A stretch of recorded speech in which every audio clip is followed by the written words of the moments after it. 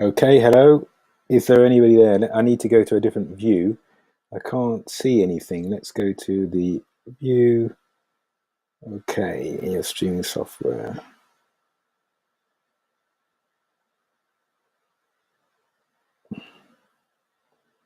Hello. Hello, is there anybody there? I think I've got a bit of a time delay. So let's see. This is a bit of an experiment. I can't hear myself. So is there anybody there? Hello. Hello.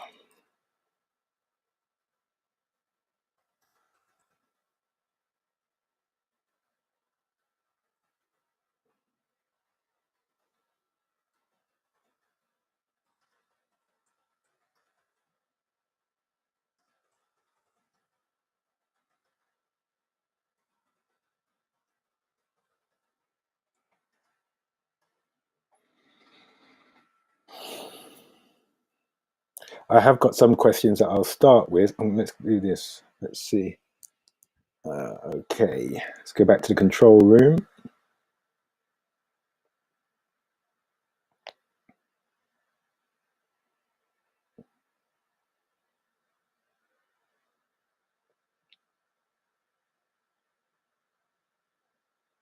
Just waiting for people to join. I didn't announce this, so this is an experiment. We'll, we'll see what happens. I'm going to keep my earphones in for now.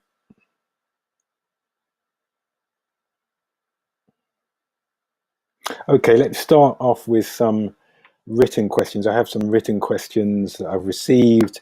I'm just going to answer those, and then hopefully while I'm doing that, some more people will come onto the stream. This is very different for me. I don't normally do these lives. I normally just do pre-recorded videos, but I want to connect with people out there. I don't know if I'm going to keep this video up. Let's see how it goes. Okay, first question I have on a prepared question is how often should you blog for your business? And this is not just during the pandemic. This is at all times. So I run a B2B content marketing agency, and one of the things we advise our clients, and something that we practice what we preach here, is that you should blog at least once a week.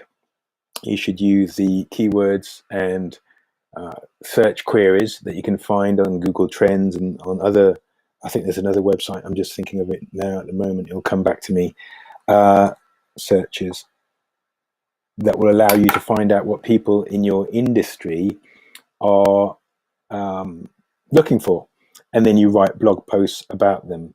The reason you do this is because, number one, it will show you as an authority in your industry, so people can realize, these guys or these ladies, they appreciate the difficulties or the challenges within our industry, and they are knowledgeable and know how to solve these problems.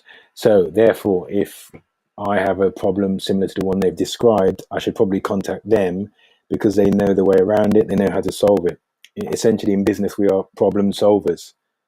People don't really care about how long your business has been going or any achievements or qualifications that you have necessarily. They care about their own problems and getting solutions to those problems. A very good way that still works of increasing your authority and also your visibility online is by blogging on a weekly basis via your company via your company website. And it's something that you should be doing, and once a month is not enough. So the question was, how often should you blog for a business on the company website? It should be at least once a week. In terms of other activities, there's another question about that, and I'll come back to other activities that you should be doing. I'll come back to that in a moment. Actually, let me just answer that now because it's relevant. So I'll just answer that now. Okay, so I'm going to combine the answers to two of the written questions I've got here. What, in terms of, one question is, what should you do in addition to sort of blogging to promote your business, either obviously in the pandemic or before that and after that. And something else that you should do to promote your business is use social media platforms. Now, if you're a B2B business, and I often answer questions from the perspective of B2B businesses, then because that's who my clients are, and that's where my business is located in terms of sectors as well. So if you're a B2B business, you should be on Twitter, LinkedIn, and YouTube. LinkedIn is the number one platform, social media platform for B2B businesses, and you should be extending your reach there. There's a number of different ways you can extend your reach on LinkedIn, and I've made videos about those. And if I do upload this video and make it public, apart from it being live, I will link to some of those. I'll link to there's a playlist called B2B advice for businesses. So you should watch that playlist, and I'll link to that in the description and the information accompanying this video. Twitter, also, you should be on Twitter.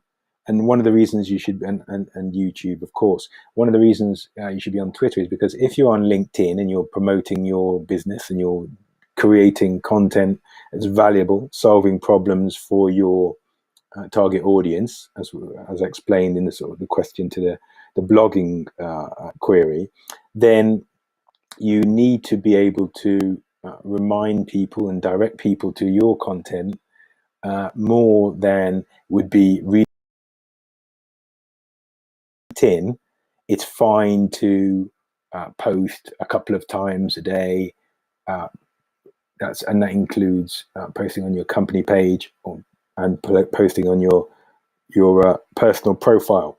But if you were to post sort of 10 times a day on LinkedIn, you'd quickly find that people would stop following you on LinkedIn because that's too much content on LinkedIn. And that's where Twitter comes in. Twitter, you can quite easily post 15 times a day, 20 times a day, perhaps, depending on the scope and the level of your account, without that being a problem for anybody. So if you look at the sort of three-pronged strategy, you've got LinkedIn, four-pronged, I should say, really. You've got your company website, you've got LinkedIn, posting on there perhaps a couple of times a day, Twitter, you're posting for your business value-added content to your prospects and leads, so it's 15 times a day, and then YouTube. Ideally, you'd be doing YouTube a couple of times a week, but it might just be once a week. But even if you're doing only once a week, that's a remarkable amount of content you're creating, original content that starts to attract people to your business and to your products and services, because the vast majority of people are not active on Twitter, active on LinkedIn, and also active on YouTube. So when you start to follow that model, you're putting yourself in the top, let's say 5 or 10% of content creators for your business, which means that you'll have greater visibility. Greater visibility, providing obviously the content is good, will lead to more people coming on board and sending inquiries and contacting your business, and that will lead to more clients. That's the idea. Content provides the focus of content is to provide valuable information for your prospects and leads, and in doing so, attract them to your business. So that was the follow-up question: what should you be doing as well as blogging? There's another content strand that we don't do at Marketing Fundamentals Limited, but it's very important, and it's a good one, and that's the creation of a podcast. If you're creating a podcast, you can think of it as analogous to YouTube, in that you're creating obviously original content. Most of your competitors will not have a podcast, and it allows you to meet and to interact with thought leaders in your industry. And by association, you're going to learn from them, and it will raise your profile. So I would say that on creating a podcast and then delivering weekly podcasts is on a par with a YouTube channel in terms of raising your profile and helping you, become relatable and accessible to your target audience because of the content you create. Okay, so next question. YouTube. How long should your videos be? Well, that's, I mean, how long should your videos be? That's a kind of how long is a piece of string. What I will say is this: when I started on creating videos on YouTube, when I started creating videos on YouTube, all the videos I uploaded were obviously from a B2B perspective, and I would include uh, testimonials, video testimonials of people who work with my business and would feedback and create a video testimonial, and that's very good. And normally people are reluctant to speak on camera. He says this during a live, going live to the internet, but most normal people are reluctant to speak on camera. So all of those video testimonials and some of the early marketing tips that I created for the YouTube channel were only sort of 1 minute videos, 2 minute videos. And I didn't know at the time, but 1 or 2 minute videos are not really what YouTube wants. YouTube wants people to watch your video and watch another video, ideally another one of yours, and then another one, and stay on the platform. So YouTube's objective is to keep people or an audience on the platform uh, consuming lots of video content. And if you're creating only short videos, that is not going to work. People are not going to stay on YouTube on the basis of watching 1 minute videos. So you want to create longer videos. I think a minimum should be at least 5 minutes. If you're talking about your business, find a single point to make effectively, plan out your videos, plan out your titles, and make that over the course of 5 minutes. You can incorporate charts and graphs. Don't make it too much of a PowerPoint, because it's not SlideShare, but do make it engaging and interesting. And so your video should be at least 5 minutes. Now, if you're intending to make money from YouTube, the YouTube Adsense limit. Let's just clarify. To make money, you have to be invited into the YouTube Partner Program. The YouTube Partner Program requires you to have 1,000 subscribers and 4,000 hours of watch time. Once you've hit those milestones, then you can add ads to your video before the video, after the video. And it used to be, if you made a video at least 10 minutes in duration, you could add mid-rolls somewhere in the video, and you could control how many videos, how many ads you could add to your videos. That used to be the way it worked.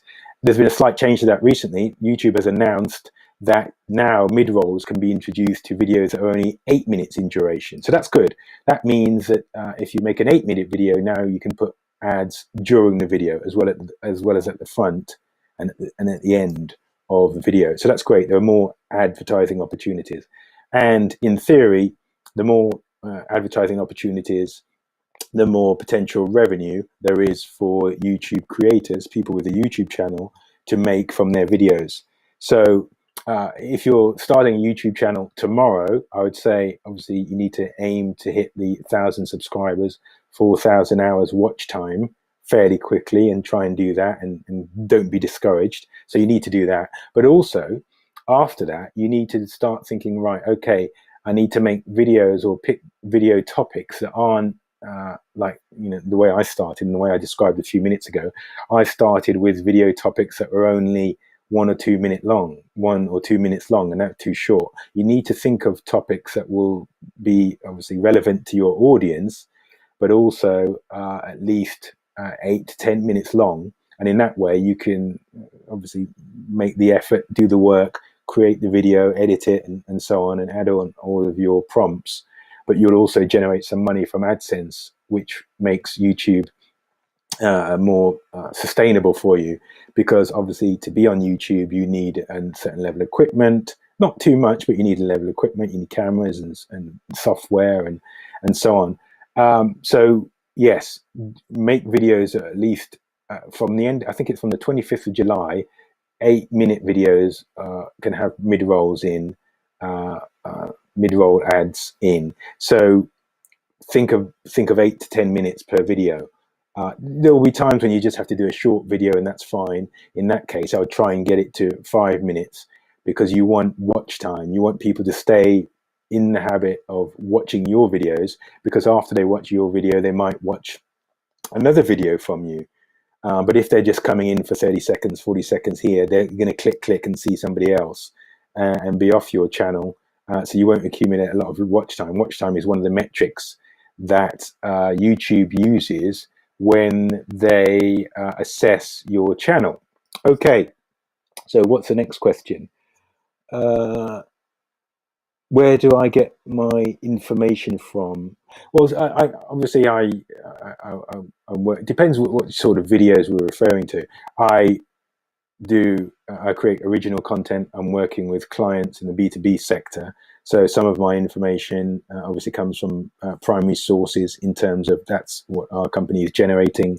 And we're working with people and forming opinions based on the work they're actually doing. Sometimes it comes from other sources. So if you wanted a good reference for social media news, for example, then Social Media Today is a good publication. That's a publication that you should check out. And I will, if I publish this video live onto YouTube, then I will put a link to Social Media Today. There's also TechCrunch, has good tech news about tech developments, but not just in America, but around the world. And then from a more broader business perspectives, there are websites like The Economist, Business Insider, and so on. But if you read a number of sources, then you're able to get a different perspective on the same issues or the same developments. Something that's quite current at the moment, just to give you an example, is the number of big companies in America who have joined a Facebook boycott. It's not something that's, I would create a video about because it's not my specialism. And as you know from earlier in this live, I explained that the focus platforms for B2B businesses and the ones that we work with most intensively are Twitter, LinkedIn, and YouTube. So those are really where we're focused. We're not really focused on Facebook. But as a developing social media story, the Facebook boycott is something that is relevant. Okay, next question. Oh, this is a very good question. What is the YouTube tipping point? And I understand this to mean, at what point do you get, does a YouTuber reach a stage where they are they are now getting lots and lots of subscribers coming in, irrespective of whether they're when they're uploading new videos. The important thing about this is that there is a point, and it's not really easy to say where that is, but you see some YouTubers who have 50,000, 100,000 subscribers, and they're adding 1,000 subscribers every day, and they're not adding videos anymore. And you think, well, how does that happen? Because when you're a smaller YouTuber, I don't like to call myself a small YouTuber, but when you have less subscribers, let's put it that way, it seems difficult to add new subscribers. So you create a new video, and then you'll maybe get a few more subscribers that way. You might network with people. I have a video about how to network with other YouTubers, and I can put links to that in the information. So yeah, what is the tipping point? I'm guessing it's around 30,000, 40,000 subscribers. You get to a point where the YouTube algorithm recognizes your channel and is sending a lot of people, and you must be getting a lot of views at that stage on a monthly basis. And then YouTube recognizes your channel and is sending you more there are more impressions for your channel. The algorithm is sending you more viewers. Obviously, your viewers are being entertained or informed or educated by the content that you have. And because of that, you start to collect more and more subscribers. I would love to get to that point, whether it's 25,000, 30,000, 35,000 subscribers, where more subscribers are just coming in on a daily basis. Sometimes that can happen via a shout out. So a large YouTuber may mention a smaller YouTuber and say, hey guys, go and check this guy out or this woman out. So sometimes it happens that way. Other times you may have a viral video, and viral videos are, as much as people want to pretend that they can manufacture a viral video, viral videos are really the response of, I mean, you've created a good video at the right time. You might have all the SEO tags They may be very good and appropriate, but there's an amount or an element of luck that means that your video just blows up. And when your video blows up, you get more impressions, more views, more engagement, more comments, and more subscribers. And once you've had a video blow up, then it's easier for lots of views to come to your channel again, simply because they've been there already, and your YouTube is recognizing, and the algorithm is recognizing your channel and sending more people to your channel. That's a wonderful position to be in. Unfortunately, I'm not in that position yet. Hopefully I'll get to that position. Okay, let's looking down at the questions. Oh, good question. Have you changed your content focus from writing first to video? Yes, I have. Those of you who are OGs, subscribers and followers, will know that I started creating content on marketing fundamentals in 2010. I'm not going to go into my whole sort of history here, but I created the company in 2010, started blogging, and it was very obviously writing intensive. So I've written lots of blog posts, I think 560 blog posts on the marketingfundamentals.com website. And most of those in the early days were purely writing. So I did have, in 2011, I first uploaded to YouTube. But I have to be honest, I don't think I really took YouTube seriously. And when I say seriously, I mean uploading at least one video a week. I didn't do that until 2017. So I was very infrequent on YouTube between 2011 and 2017. So I would concentrate on writing blog posts first and research them, write them, and do at least one a week. I created a fair amount of traction with the written blog posts, but I realized that when it came to 2017, yes, there's a lot of competition for the eyeballs on your B2B blog content. Lots of people are writing blogs. Even though there are millions of people on YouTube, there's still less people on YouTube than there are writing blogs and having websites in a business context. So YouTube strategically is a good place to go to, because you can use keywords and build up a body of work on YouTube that can act as, and those videos can act as lead generators. They can act as lead generators for your business, and you'll get a greater visibility online. Remember, YouTube is owned by Google, so search engines, videos rank quite highly. If yours is one of the best videos on a particular subject, you're going to get increased visibility. So yeah, there was a change of focus from being writing first or written content first to blog first. I still do written posts, of course, and some of our clients, we still focus on delivering written posts, but we do focus now on video content because we've seen the platform on YouTube has grown. So initially I had just obviously a few subscribers, and even during this recent lockdown period, I think I went into the lockdown period with about 3,000 subscribers. And now I suppose we're at a period of easing. We're coming out of the lockdown period, and it's. But I now have 7,500 subscribers. So during this lockdown period of a few months, I've doubled my subscribers. I need to get to that tipping point. I need to get to the point where we have sort of 30,000, 35,000, the point where it's described as exponential growth, where you're just developing and adding more subscribers. I need to get to that point, if I can, as soon as possible. And so I'll keep going with the videos, and people relate to this. Is an open forum here. I'm in a live stream. Anybody who watches a channel can send me a question. I do have some questions that I've received already, and that's what I'm working through at the moment.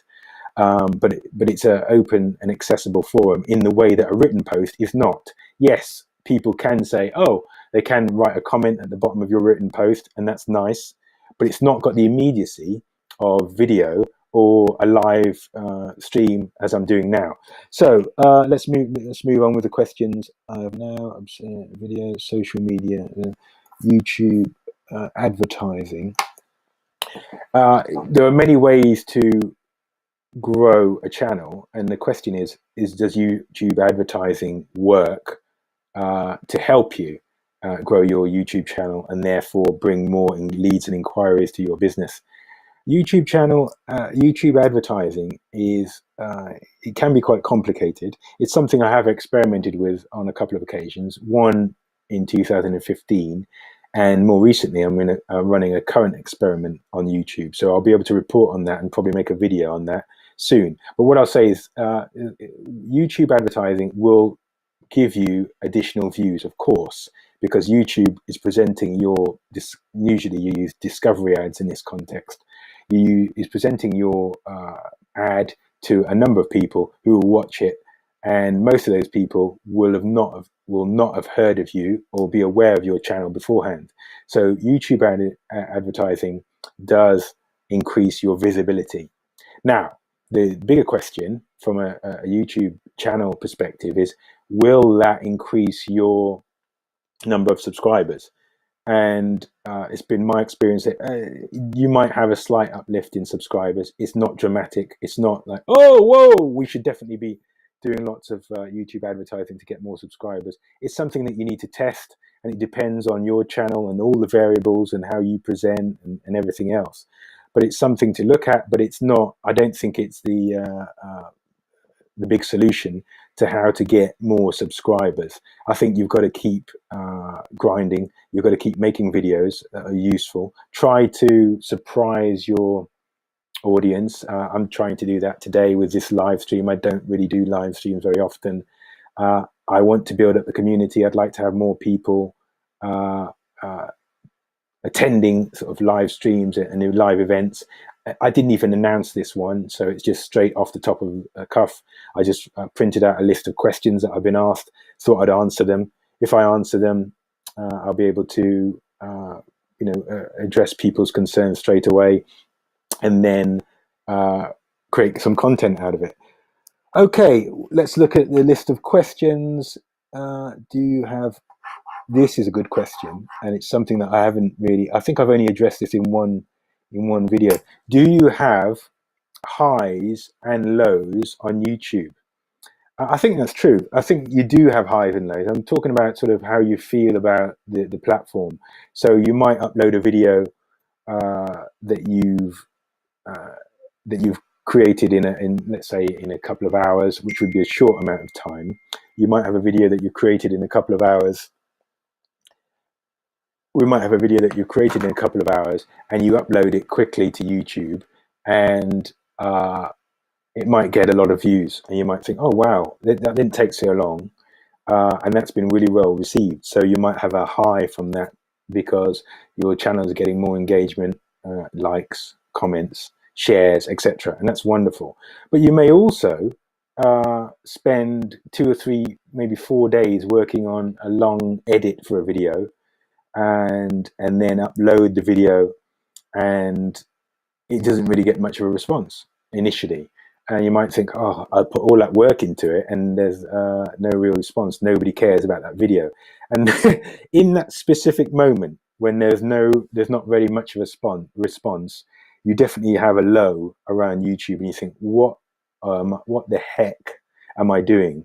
I'm spending time making video, and this video, for example, you might think, well, nobody's watching it.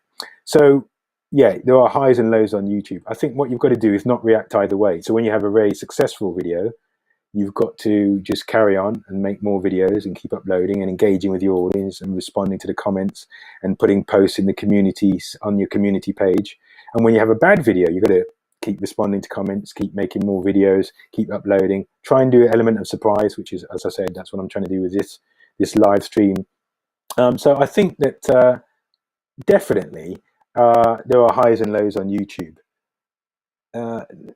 Right. Somebody said, well, you've made videos. Yes, I have made videos on other platforms, so about other platforms, so Quora and Instagram, for example. Yes, and there is a communications task. There is something you can do for your business on Quora. Sorry if you're hearing, I'm getting some messages pinging through the phone. There is some work that you can do on Quora to promote your business for sure, and I have a course this is not an advertisement, but I have a course for Quora for business. And if you're interested in that, then drop me a note and I'll send you to the link for that. It's on Udemy if you want to search on Udemy. Also Instagram. There are business people, B2B business people, generating good leads from Instagram. So there is a possible platform for you to generate leads. Those are all, I accept those, and I've made videos about those, and they're on my channel and you can find them. However, those are not my core platforms for B2B businesses. My core platforms are, as I've said, Twitter, LinkedIn, and YouTube, and in the way and the sort of combination that I explained earlier in this live session. I'm just looking at the clock. I've seen that I've gone over 30 minutes. I initially intended to just be about 15 minutes. I'm waiting for, if you have any questions, now would be the time. I think I've got one more. Let's have a look. I'm just having a look at my list of questions that I've received already. Okay, yeah, I've got one more to answer.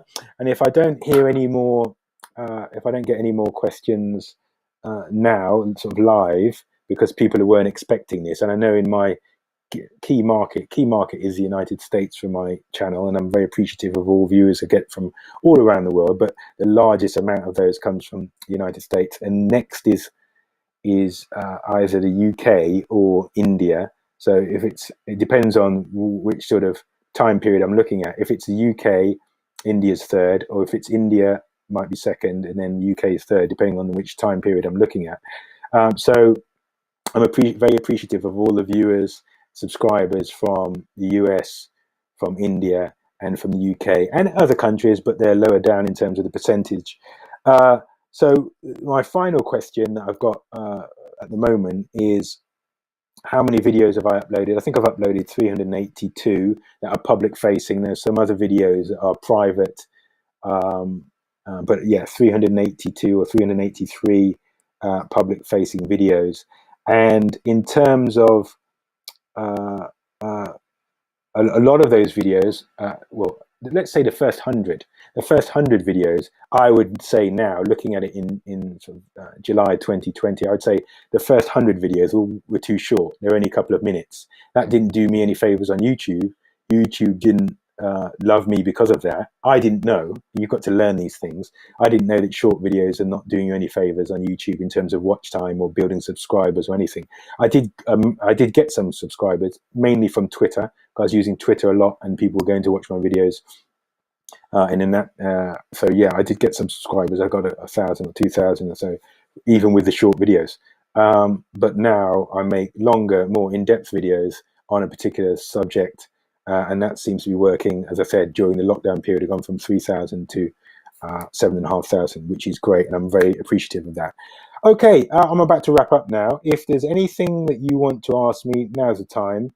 If you would like me to do another live stream, or you've watched this and think, oh, I didn't know he did live streams. No, well, this is a this is a first. No, it's not a first, actually. It's probably about the third live stream. But if you want me to do more of these on a regular basis, please just let me know, and I will continue, and I will make some more. Thanks for watching, and if you're watching this after the live, thank you for watching anyway. Even though you didn't make it, you're late. I look forward to speaking to you next time. If you've not subscribed already, please subscribe.